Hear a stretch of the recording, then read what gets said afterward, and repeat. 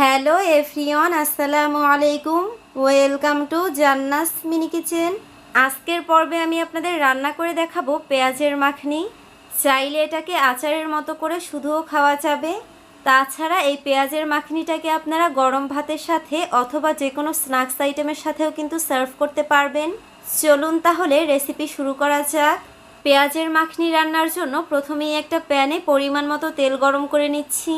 আর এই তেলের মধ্যে দিয়ে দিচ্ছি হাফ চা চামচ পরিমাণ আস্ত জিরা, আর তার সাথে দিয়ে দিচ্ছি 1 টেবিল চামচ পরিমাণ রসুন কুচি। এবার এই জিরা আর রসুনটাকে খুব ভালো করে একটু নেড়েচেড়ে ভেজে নিচ্ছি।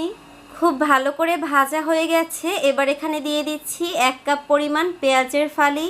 আর এই পেঁয়াজের ফালিটাকেও খুব ভালো করে নেড়েচেড়ে কিছুক্ষণ ভেজে নিব। আর এই সময়ের মধ্যে আমি একটা মিশ্রণ রেডি করে নিচ্ছি। এর জন্য একটা বাটিতে 2 টেবিল চামচ পানির মধ্যে 1 চা চামচ পরিমাণ কর্নফ্লাওয়ার খুব ভালো করে গুলিয়ে নিচ্ছি। আর এই মিশ্রণটাকে একটা সাইডে রেখে দিচ্ছি, এটা আমি পরে ইউজ করব। আর দেখুন পেঁয়াজটাও কিন্তু অনেকটা ভাজা হয়ে গেছে। এবার আমি এই পেঁয়াজের মধ্যে দিয়ে দিচ্ছি 1 চা চামচ পরিমাণ সয়া সস আর 1 টেবিল চামচ পরিমাণ চিলি সস। আর তার সাথে 1 টেবিল চামচ পরিমাণ রসুনের সস দিয়ে সব কিছুকে খুব ভালো করে একটু নেড়েচেড়ে মিশিয়ে নিচ্ছি।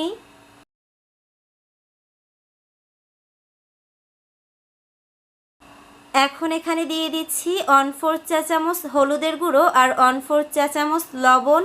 তার সাথে কালো গোলমরিচের গুঁড়ো দিয়ে দিচ্ছি 1/4 চা চামচ, আর ধনিয়ার গুঁড়ো দিয়ে দিচ্ছি হাফ চা চামচ। গরম মশলা গুঁড়ো দিয়ে দিচ্ছি হাফ চা চামচ, আর এলাচের গুঁড়ো দিয়ে দিচ্ছি 1/4 চা চামচ। এবার হাফ চা চামচ পরিমাণ দিয়ে দিচ্ছি বিট লবণ, আর তার সাথে দিয়ে দিচ্ছি 5-6টা কাঁচামরিচ ফালি। এখন এই সব কিছুকে খুব ভালো করে একটু নেড়েচেড়ে মিশিয়ে নিচ্ছি। আর খুব ভালো করে মিশিয়ে নেওয়ার পর এখানে দিয়ে দিচ্ছি আগে থেকে তৈরি করে রাখা সেই কর্নফ্লাওয়ারের মিশ্রণটা। এখন অনবরত নেড়েচেড়ে সব কিছুকে খুব ভালো করে 5 মিনিটের মতো রান্না করে নিব। আর 5 মিনিট পর উপর থেকে একটু ধনিয়া পাতা কুচি দিয়ে দিচ্ছি।